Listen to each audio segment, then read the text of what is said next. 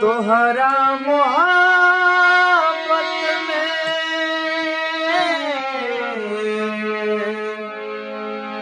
ये जिंदगी खराब हो गई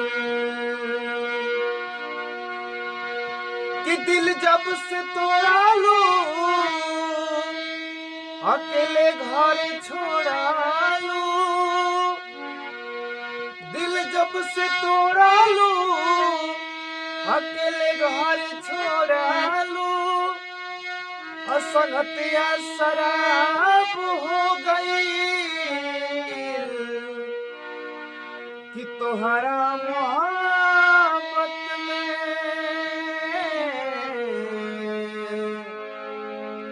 ये जिंदगी खराब हो गई तोहरा मोहब्बत में ये जिंदगी खराब